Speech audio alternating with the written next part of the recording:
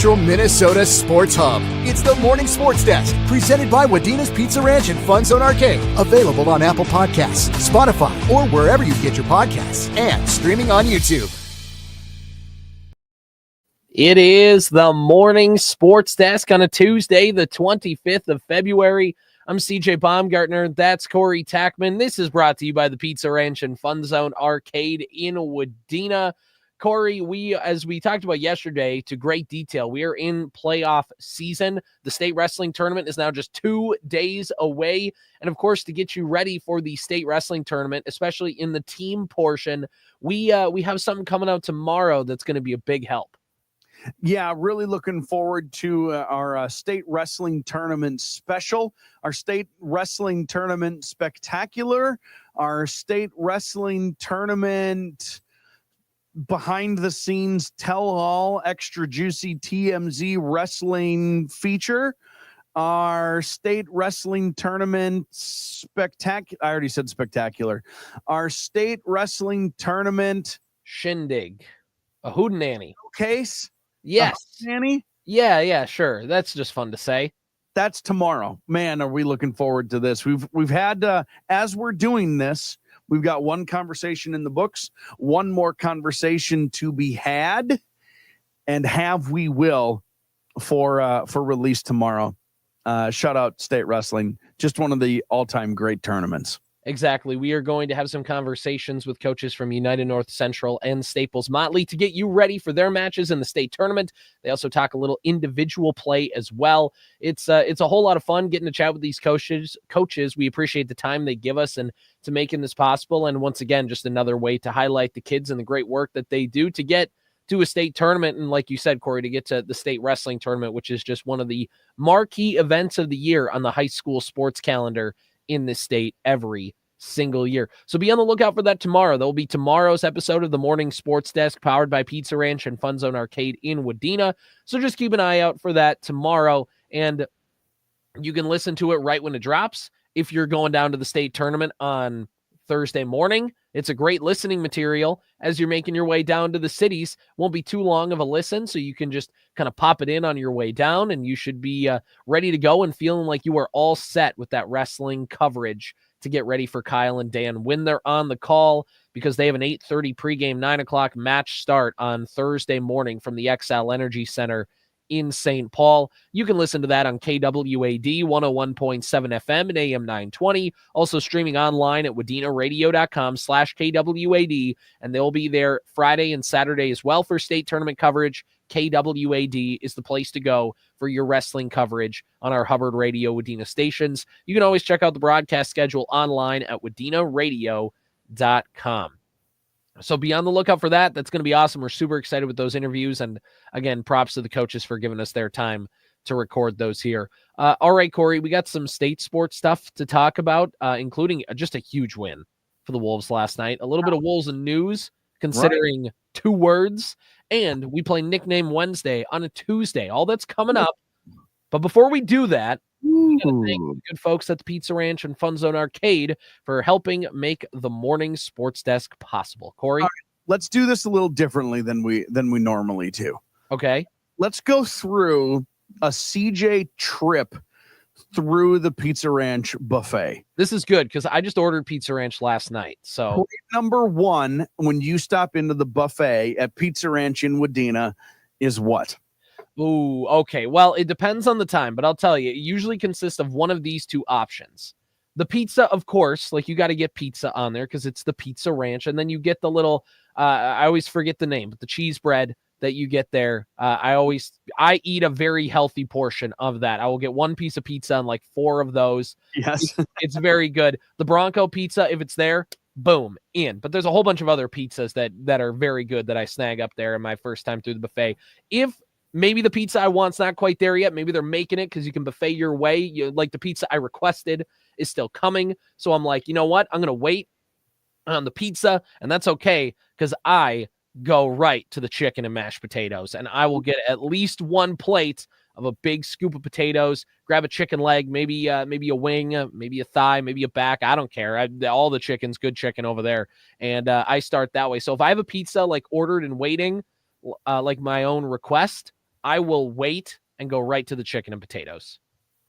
That's plate number one, or that is plate number one. Plate number one. So typically it does end, because I like the buffet my way. They're going to offer to make me a pizza. I'm gonna have them do it. That's why they're so great.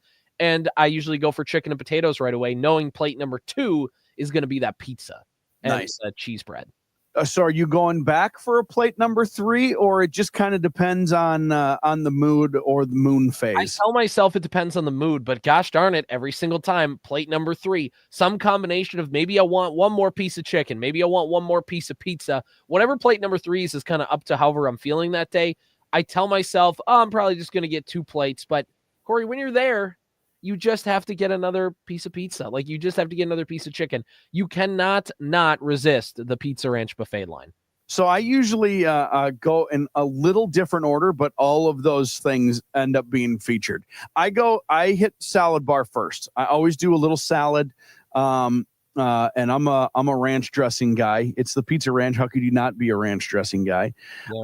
I throw a little chocolate pudding on the plate right out of the gate, because pudding. I'm at the buffet. Why wouldn't I? And then this is where I go with probably the chicken fingers and a little dab of ranch on the side, so I got something to dip them in. See, I dip my chicken fingers in the gravy. So, yeah, also a wonderful option. Now, if there's mac and cheese, I'm going to squeeze some mac and cheese onto the plate right there. And then that's my first plate. If there's not mac and cheese, I'll do some mashed potatoes and gravy right there. And that's plate number one. Plate number two, I go back, pizza. Okay. So again, if there's mac and cheese, I got mac and cheese already. The next plate is going to be pizza and some mashed potatoes. I know it's an unholy combination, but it's delicious in my belly. And then if there is a third plate, I'm going to find like a chicken drummy, maybe some of the breadsticks, maybe that, just wherever the Lord takes me is kind of where I go for that third plate, if there's going to be a third plate. But that's my run through the Pizza Ranch. And of course, if my boys are with me, we go take a tour of the FunZone arcade as well. Pizza Ranch and FunZone arcade, bringing home lunch and supper and the morning sports desk every single day. How about mac and cheese pizza? Or like, do you ride with that? I certainly wouldn't say no to it. It's not, if you offered it to me, I'm eating it post haste. Okay, good. My wife loves the mac and cheese pizza. My wife also loves the chicken broccoli Alfredo pizza that the Pizza Ranch at FunZone Arcade in Wadena has. Yes. And I've been told by staff, not every Pizza Ranch offers that chicken broccoli Alfredo pizza, but the one in Wadena, they got your back. Got your back. The buffalo chicken sometimes just screams my name. I've said it before. I'll say it again. My all-time favorite slice of pizza is a pepperoni pizza. And my all-time favorite slice of pizza from the Pizza Ranch is pepperoni pizza with the stuffed crust. It is unimpeachable. 10 out of 10. Chef's kiss. No notes. All right. Corey, the Minnesota Timberwolves got a huge win last night. How huge was this win? Well, this win was the largest comeback win of the play-by-play era. I'm not quite sure what that means. But 97-98 was the year, kind of when they start tracking the play-by-play era is what they call it. 25-point fourth quarter comeback to be able to win this game. And it was insane. The Wolves end up coming back. They find a way to win. They find a way to take it to overtime first. They get to overtime. Wolves up by 1 point with about 30 seconds to go. SGA decides to go right to the rim, and Anthony Edwards, I was talking with Daryl about this yesterday morning. He said, I don't think Anthony Edwards has ever had a game-winning shot, and I don't think he has either. But you know what he did get yesterday? A game-winning block. All ball, right at the rim, takes it away from SGA. Wolves get the rebound. They hang on, make a couple free throws, and they win 131-128. And they... after a disappointing loss in the final few minutes on Sunday night, we talked about it. They're either going to lose by 40 or they're going to find a way to win. And they found a way to win in a very improbable fashion. And again, they did this last night without Rudy Gobert. He was out. They did it without Dante DiVincenzo. He was out. They did it without Julius Randle. That's 3 of their 5 starters. And the other 2 starters started the game pretty cold. Now, eventually, Jaden McDaniels finished with 27. Ant ended up coming away with it. But I think this is the thing to take away is this Wolves team, there's a couple things. One, they're deep. And it's not just deep like we thought it was going to be with like DiVincenzo and Naw and Naz. And those are all, they've all been nice players for the Wolves. But Terrence Shannon Jr. has been a floor general out there. Dillingham, although he gets a little too carried away at times, I think is a very fun player to watch. Jalen Clark is just an absolute menace on defense. And I think if there's anything, for as unlikable as the Wolves can be with how Anthony Edwards handles technicals, and like you talked about yesterday with the officials and whatnot, and how they can be straight up inconsistent all season long, the likable part of them is they grind on defense so much. And they played really well yesterday against one of the best teams in the league. All of this is to say, Wolves have never been more back 24 hours after we are saying they've never been more gone. They're strange. They're very strange this year. You mentioned they're deep, and on paper that is true. They're not actually deep right now because there's 3 starters are gone. So they're expelling their depth as we speak. But you're right. When and if everybody can be healthy and can play, you're talking about some guys who are getting, these are invaluable minutes, especially for Shannon and for Dillingham.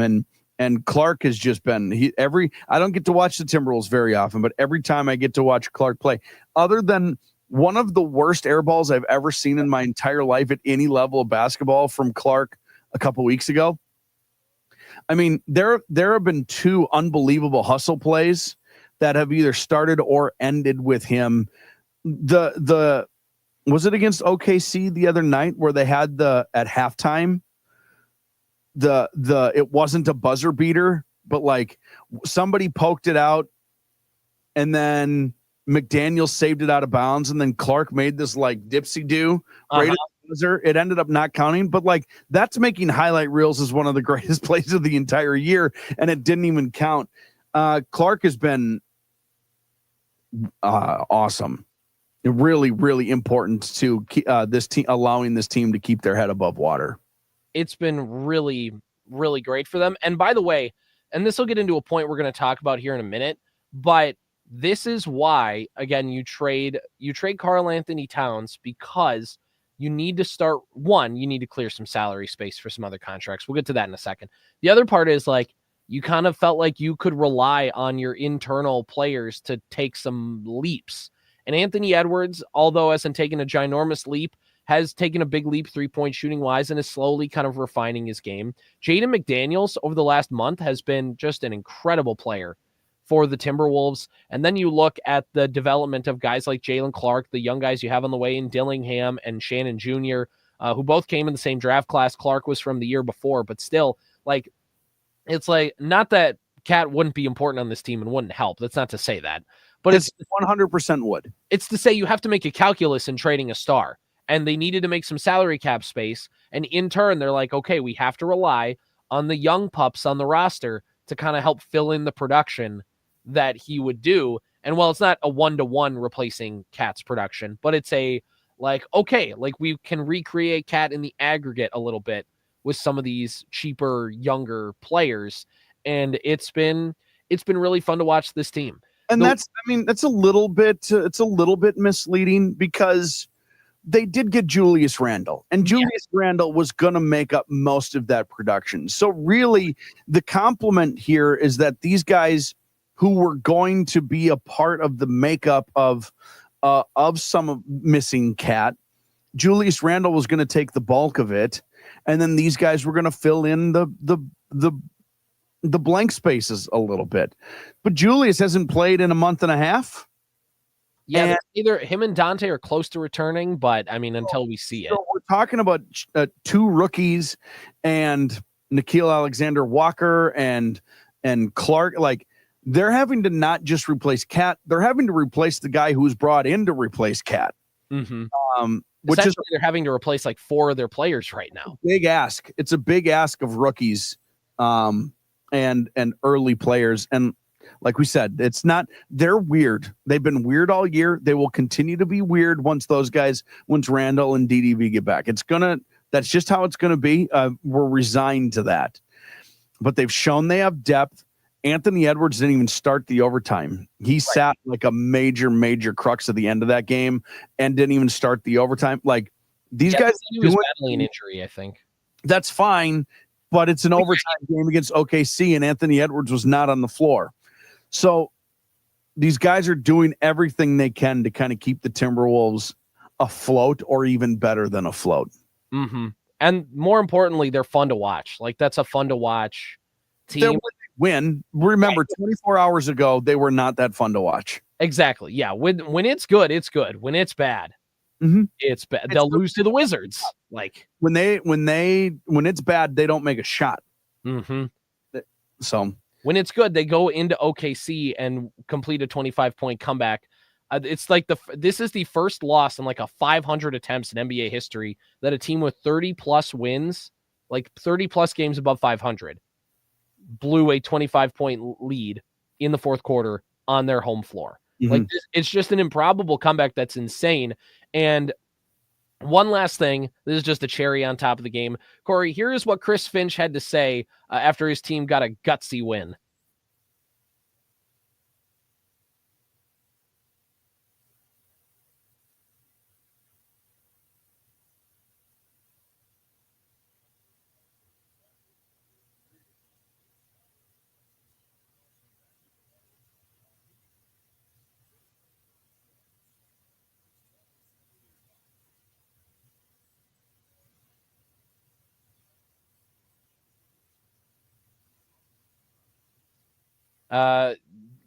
These two teams do not like each other. Ant shoved Shea at a certain point in the game and picked up a foul. Like these two teams have, if the Wolves avoid the play-in, these two teams have a conference semifinal matchup that would be on the level of what the Denver series was last year. My favorite thing is now is I get to hate OKC. Mm-hmm. And people have anointed OKC. They're awesome. They're great. They is awesome. They're so complete. They're like, I mean, everywhere you look, like they've got 3 bona fide scorers. They've got Chet, who is just a difference maker and his length. They've got Hardenstein, who's just like the exact piece that team missed in the middle of the floor. They have unbelievable depth. They're so good.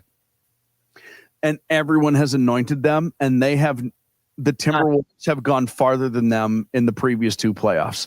Right, exactly. They've gone far, despite the fact of like what Charles Barkley and Shackle say on Inside the NBA. They'll rip the Wolves to shreds and be like, they haven't done anything. Meanwhile, they've made a conference finals better than the chosen one of OKC, and that's the fun part of sports. And 2 years prior, knocked OKC out. Timberwolves have advanced farther than OKC the previous 2 years. Now, I understand we don't want to be living in the past. We don't want to be those sorts of fans. And what OKC is doing this year is boat racing people. And what SGA is doing is going to win him the MVP. But I get to be a bitter Timberwolves fan when it comes to OKC, and I get to hate on them a little bit. The Wolves are 2-1 against OKC this season, and they have, I believe Rudy Gobert only played in one of those games. Most of their, I don't believe Randall. Season series. This is how the season series goes to the Wolves, if I'm not mistaken. Yeah, something like that. Like that is, hey, take that OKC. Here's the biggest thing. The Wolves could lose to anybody in the playoffs. That is for sure. But they could lose to anybody in the regular season and do. They have. They lost to Washington. I spent American currency to go to that game. Anyway. OKC does not lose to people they're not supposed to lose to. Right. But that being said, there is no team that should scare the Minnesota Timberwolves in a playoff series. Correct. Which is really, really fun. And it's fun to see Shea get knocked down a peg because the comment section outside of Thunder fans are all in agreement with Coach Finch. I've checked like that clip of Finch has made the rounds everywhere. All of the comment sections are full of fans going, finally, somebody said it. Who sent it? Did you send it or did somebody else? He's shot 100 more free throws than the next closest person. Yep. I just don't. If you give Anthony Edwards Shea's whistle, he scores 50 a night. God bless SGA, and God bless the NBA. I don't understand how they just allow these sorts of discrepancies, and how that's not how the game works. Mm-hmm. That's not basketball as most people understand basketball. I get it. None of us are NBA caliber people, but like, a foul is a foul or it isn't. And but if you're SGA, it is more times than it isn't. And if you're other players, it isn't more times than it is. It doesn't make sense. I mean, flashback to last year. Remember in OKC, SGA grabbed Ant on the wrist and they didn't call it. And not only did they not call it, the 2-minute report came out and they're like, no, it was fine. Right. Like, what? Right. So anyway, that block Ant got yesterday was probably a little cathartic. And in classic Ant fashion, by the way, if you look, there's a screenshot of him like flexing while Shannon Jr. is like grabbing the ball in the corner and getting double teamed. And he's looking at Shea like, yeah, I know. The Wolves called the timeout and it didn't really matter, but also like, all right, Ed, like the game is still going on. You got 5 more seconds. Oh, you mean he wasn't paying attention? Weird. Okay, one last thing. It was reported yesterday that Naz Reid is expected to opt out of his current contract. The Dunk Central reported on this on Twitter, but it was from another source. He aggregated it, but that's where a lot of people have saw it on Twitter and are making the rounds. It's not a Centel. It is not a Centel tweet about Luka's jersey not being allowed in Dallas in the American Airlines Center that Cowherd said on his show yesterday. So that's awesome. He got Centelled. Anyway, but Naz Reid is expected to opt out of his contract and become a free agent this summer, and it's gotten a lot of people worried because the news came out. They're like, oh my gosh, are we going to lose Naz? But if you look at the contract, it's like $15 million for next year.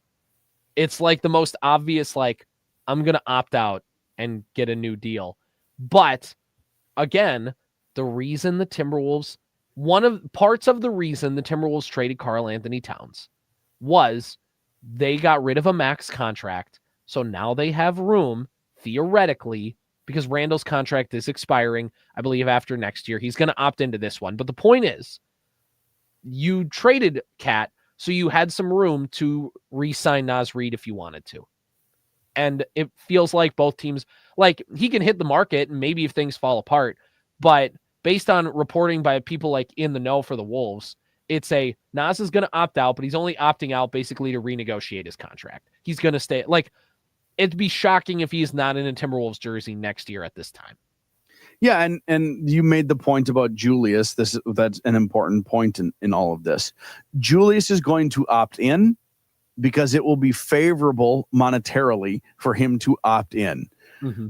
Naz is going to opt out because it will be favorable for him to opt out. This is just, there's a reason they put these clauses in the contracts. It's not like Naz is going to be owed and deserves some money. Now, if the Timberwolves aren't going to pay it, he will probably happily go somewhere else. You could argue the Timberwolves overpaid for his services on the last contract negotiation, even as good as Naz is. I think that that's a fair, like, one of the reasons Karl is not a Timberwolf is because they paid a lot of money for Naz the first go around, right? Like, all of these things are tied together. But if he's going to go, so be it. God bless him for his service. If he's not going to go and the Timberwolves are going to re-sign him, he's been a really nice player, and he's going to be a nice player in the NBA for a number of years. So he's a starter on a lot of teams, and he's the sixth man on good teams. And Naz Reid's a bona fide NBA player. Right. I mean, you could make the case when Randall gets back that he could start over Randall. Like, he's been playing that well as of late. So it won't happen, but you can make that case. So anyway, Naz Reid. Moo. I don't know. After the Wolves win yesterday, the social media person went around the locker and was asking, like, how do you describe that game in one word? And then they cut to Jaden McDaniels, and he goes, Naz Reid. And then he looks, Nickeil Alexander-Walker. He's in on the bit. Anyway, that's enough Wolves talk here for a moment. Corey, we are going to get to the nickname game. I just want to show you this one graphic here. There hasn't been a good day to bring this up on the show, but I've had it burning a hole in my phone for far too long. I want you to see what this is here. This is from the Twitter page, Brooks Gate. I want you to look at the top of the page. Don't quite look down to the bottom yet. You'll see where I'm going with this. Here we go. This is from Brooks Gate. This is inflation and how much it's affecting everyday Americans. In 2005, a Big Mac was $2.60. Now it's $6. Chili's Southwestern egg rolls, $7.49 in 05. Oh, those sound good. $14.39 in 2025. That's a 92% inflation increase. One share of Apple in 2005 was $2.17. 227.63. It just says a lot. That's funny. That's a perfect internet joke right there. The average Major League Baseball ticket, $21.17 in 05, $38.02 in 2025, an 80% increase. And the payroll of the Florida, now Miami Marlins payroll in 2005 was $60,408,834. And the payroll now of the Miami Marlins is $58,640,000, a 2.9% decrease from 20 years ago. A 2.9% decrease in overall payroll, but if you include inflation in that, that is like a 40% drop. It's why, like, the Twins last year, when they were like, well, you know, when you look at our payroll losses and things like that, we need to right size our payroll so it's down to like this number, because that's kind of what it always has been. But if you never account for inflation, like if you account for inflation, the Twins cutting their payroll back wasn't like a payroll decrease by 20% or whatever it was. Like you said, it was actually by like 40% if you account for modern Major League Baseball. Anyway, right. MLB owners are tightwads, and they don't deserve their teams if they're going to run them this way. And it's why every single time Miami gets one glimpse of a fun team, they tear it down immediately. Almost instantly. That 2023 Marlins team was fun, and they just ripped it down to the bolts because good job, guys. Good job. I'm going to look up one thing here. $60 million. No, it won't let me. I'm only allowed to. I was going to do an inflation calculator.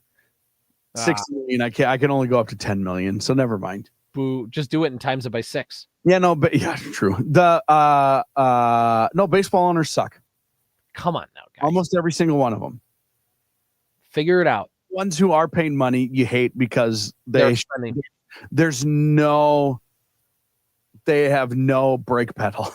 It's why it's hard to be mad at the like, it's easy to be mad at the Dodgers. But then on another side of the coin, it's like the reason everybody's mad is because they're just doing what the other owners refuse to do. Because they're all like, well, I got to make a profit here. And these guys and the Dodgers, but then also Steve Cohen with the Mets is like, LOL, I'm going to sign Juan Soto to a $750 million contract because I want the Mets to win a World Series. And in every other league, there's a handful of owners like Max who just will refuse to do anything productive. Mm-hmm. But most of them are trying to remain competitive. In Major League Baseball, it's the opposite. Most of them are trying to figure out ways to just, what do I have to do? How can I do nothing more than that? I mean, the Pittsburgh Pirates haven't signed a multi-year free agent contract in almost a decade. 2016 was the last time they did that. It's insane, and it's embarrassing to fans when baseball does this. And look, there's a bunch of reasons why a salary cap won't be implemented. The Dodgers, Yankees, Mets they will publicly be against it. And you look at the players union, weirdly, they will not be in favor of it because the guys on the top end of the totem pole, like your Juan Soto's, like your Shohei Ohtani's, that means that they can ask for the moon.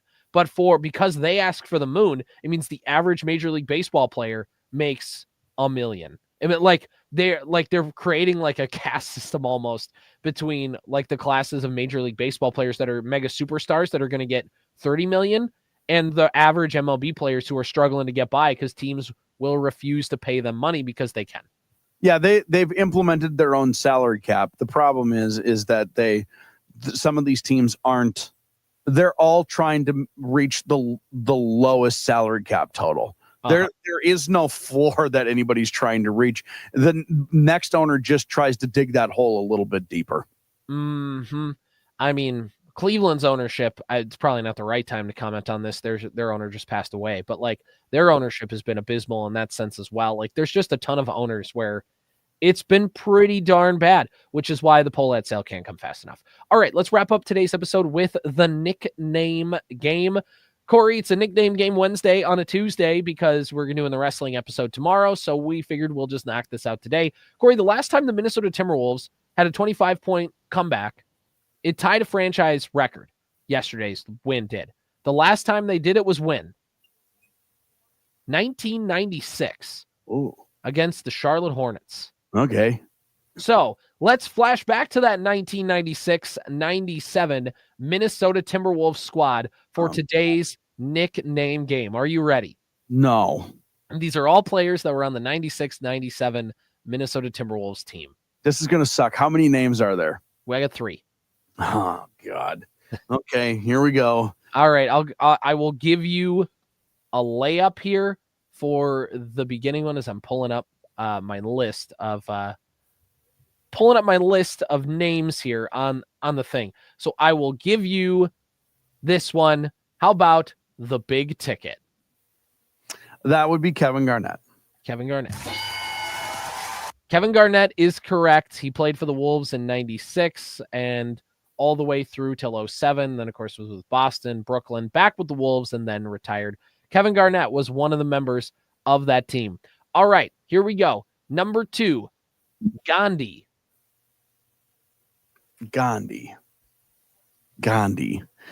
96. I mean, I'm just going to... He played for 4 teams over the course of his NBA career. Where did the Timberwolves fall on this list? If you give me those teams, is that too big of a hint? I will say he played for the Wolves from 96 to 98. He also made a couple stops. He played for one Eastern Conference team in Miami, also played for Portland and San Antonio.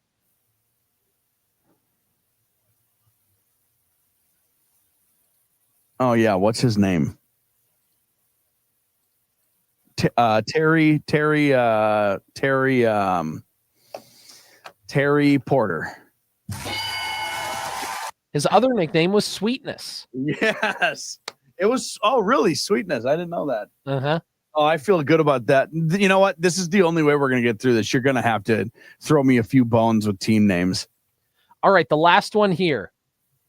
X going to give it to you. Well, to you. X going. Okay. X. So does that mean it's like his name is like Xavier or something like that? Played from the Timberwolves from 1990 to 1998. That's it? Did he play for anyone else? He played for one other team in the Western Conference. Before the Timberwolves or after the Timberwolves? After the Timberwolves. He played his final 2 seasons there. And you said till 1998? Yep, from 90 to 98. His other nickname, by the way, is Fresh. Huh. Is it Fresh Poo Richardson? Because that's funny. Huh. One other Western Conference team after 1998. From 90 to 98. That's much older than Wally Zerbiak. Sam Mitchell? He played college ball at Villanova.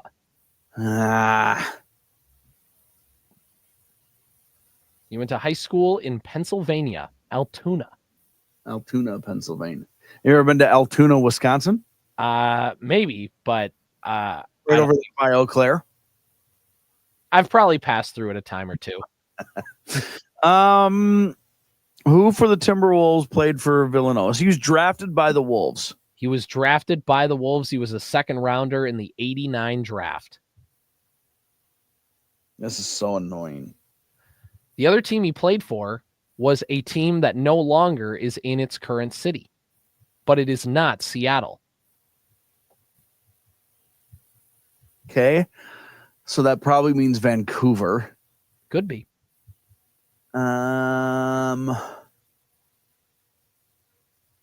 Did he...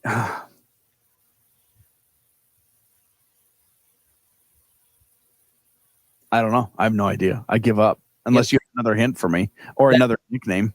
That is the only two nicknames he had. He had a 12-year NBA career, ended up averaging about 9.5 points a game. He played for the Wolves and Grizzlies? Yes. That's it? Uh-huh. Who could that be, CJ? I'll tell you who it is if I'll give you one more guess. Can you give me like is he a big or was he not a big shooting guard? He was a right-handed shooter, 6'6". Trenton Hassel. Who? Trenton Hassel. That's Anthony Peeler. It is Doug West. I would have never gotten it, but at least I know the name. Doug West goes by Fresh or X. Yeah. He played his final 3 seasons in Vancouver, played his first 9 with the Timberwolves. Well, that's fun. Yeah. There you go. You got to relive the glory days of the late 90s Minnesota Timberwolves. I feel good about the Terry Porter pull, I'll be honest. I was going to say, you got 2 out of 3. That's the KG one is like that's not even a layup. That's like like your KG standing over the rim with the basketball. Yeah, there was no one else it could be. He was a rookie, right, in 96? Believe so, yeah. Shout out KG. Shout out KG. Is Ant past him actually? Or when is Ant past KG? In what? As the greatest Timberwolf ever. Well, here's the thing. In points, Ant's going to catch up because Ant's shooting a lot of threes. He's already setting. I think he's already made the most 3-pointers in Wolves history. Like that part he's already established.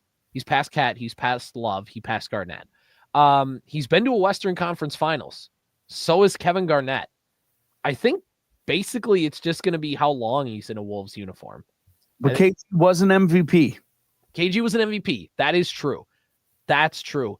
And the other thing about Kevin Garnett is he put the Timberwolves on the map. Like that was a franchise that never quite had any, like he was the first ever superstar for the franchise. Like bona fide, not just like, oh, he's a nice player and like he'd be a good player on any team. Like he was the first bona fide superstar the Wolves had ever had. Right. So I think it's hard legacy wise. It's going to take more legacy wise in the same way that it'll take Chris Finch more legacy wise to get over the hump of Flip Saunders. But he's better than Flip. God, again, I've said God bless. That's what I'm saying. Like that's why it's so hard. Finch, I put Finch right now above Flip. Right. Ooh, boy, that's a scary thing to say out loud. He's been to a conference finals and he's brought them to the playoffs multiple times. And the thing about Ant and KG is that no one ever questioned KG's want to. Right. And I think that is in question a little bit with Ant. Right. There's a little more mature. Like Kevin Garnett came into the NBA locked in and ready to roll. And Anthony Edwards, like it's not that he doesn't try, but yeah, there's some games where it's like, man, you can't be doing this right now. Like, right. I mean, I should say, I don't remember the legacy of KG. Right.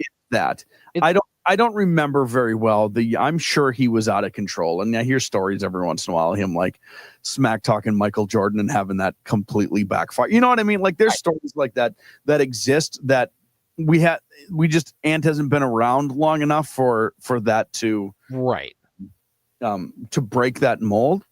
And he still has plenty of time. But if he's I don't know. I don't know. It's much closer, I think, than people my generation want to admit. It's closer than I think an average NBA fan would want to admit because Kevin Garnett is a very beloved NBA player. Winning the championship in Boston, the anything is possible. Like that dude, that dude is just one of the most likable NBA superstars, like that's currently alive. So like entertaining interview and podcast. Like if you can listen, take it for a reason. If you can listen to any sound clip of KG, don't listen to it around your kids and know that it will be simultaneously the funniest thing you've ever heard. Also, like I didn't understand half of what he said. Also, by the way, according to Charlie Walters of the Pioneer Press, take it with a grain of salt. It's kind of mixed. It's just like he like scrapes it down in like a notebook of just like a bunch of things he's heard.